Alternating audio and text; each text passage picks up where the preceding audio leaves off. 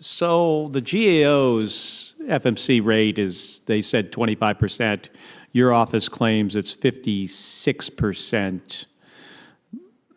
So let's say it's somewhere between, or maybe we'll go with your number, 50%. So half of the airplanes are not fully mission capable. And I think it's the Marine Corps that has been accepting airplanes with no radar in it. Is that correct? We have accepted 6 aircraft for the Marine Corps that do not have a radar installed. That is correct. And because they want to wait for the APG-85 is my assumption. They do. Yeah. So, and I get it, and we could talk downstairs some more about the capability of the radar and what the challenges are going forward. So I assume that those airplanes can't count as fully mission capable with no radar. I don't think I would count them as fully mission capable. But in your early statement on the numbers 56 is what we say for the mission capability as opposed to FMC, full mission capability. And I know you understand the differences. But Jen, you say you don't think, I can't imagine a scenario where an F-35 with no radar could be a FMC airplane. I understand, sir. Yeah. Okay. So part of it is that. What is the other issues? I remember early on you were having turbine blade cracks from FOD. Is that one of the other bigger problems? That is not one of the bigger problems in production. The IBERs, the integrally, it's the blade inside of the engine that you're talking about, had some production challenges. They've now triple sourced the production to help on that, and we have improvement across the engine production and as well as the reliability. So what's the top 3 things that takes airplane out of being fully mission capable? I would say the top 3 are the software capability enabled things. TR3 that you mentioned earlier is not a degrader. That is mission capable in there, but that is the backbone that we plug in all of the other bits and pieces. So the radar, as you pointed, for a subset, the 81 radar that is in the preponderance of the fleet is up and operating fine, so that's not the major driver. We do have some challenges with the time on wing for our canopies. That is a major degrader that some will rate. It's a low observable aircraft, and therefore that piece is an integral part of it. Is there, with just skin issues like low observable repairs that need to be done, does that tend to take airplanes out of flying condition? Yes, sir. But that is also one where I say there's an opportunity. Some of our different countries or different squadrons have better time on wing, and we go and we look at that. We've done that. It's maintenance. It is taking care of the issue when it arises, as opposed to noting it, flying the aircraft, coming back, and having a larger issue, if that makes sense.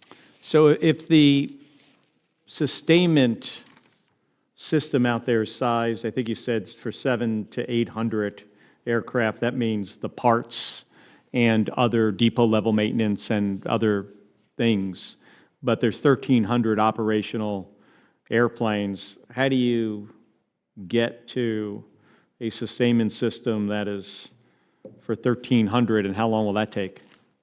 Yes, sir. So that is part of our GSS reset, and I will tell you what we have done about that. We went back and looked at the modeling that we had for the spares that we were asking folks to buy, and we have remodeled and baselined. It's not JPO math. We have made sure, you mentioned both of the other services as far as the Air Force and the Navy, and gone through to make sure it's the same thing. And that is now what we're putting forth as the requirement, which is the reason why in this generational investment of the 27 budget will help us. So we will fill up the available parts. I think that is the main driver. It's not a systemic issue with the system having the ability. It's the fact that we didn't put enough parts and pieces on the shelf, and we've increased the demand exponentially with the number of aircraft fielded, and we didn't do the same thing with the spare parts and the system. And then earlier you said there were 5 areas in sustainment that you needed to focus on. You said one, it wasn't just not buying enough spares, as you mentioned, so that has to be one, is spares. That is one. It is Depot level maintenance was 2. What were the other 3? the other 3, I have that. By the way, when we talk about the depot level maintenance, I would say one of the things that's important, you talked about our organic capability.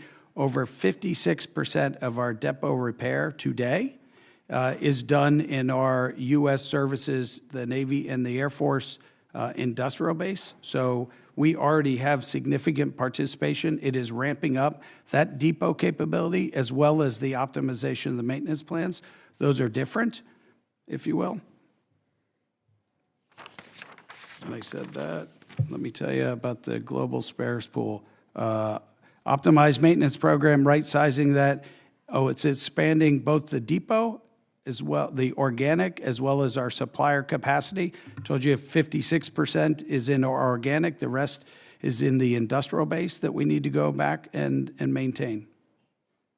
And I will highlight another point for us. It's important for us to get our log IT, the logistics IT in place, so that the way this program was formed originally under TISPR, if you recall from that, we now are going through and getting the access that will enable not just our right to repair, but the actual insight into the entire repair capacity. It will help us not just on the audit, but it's fundamental in getting right-sizing that industrial base.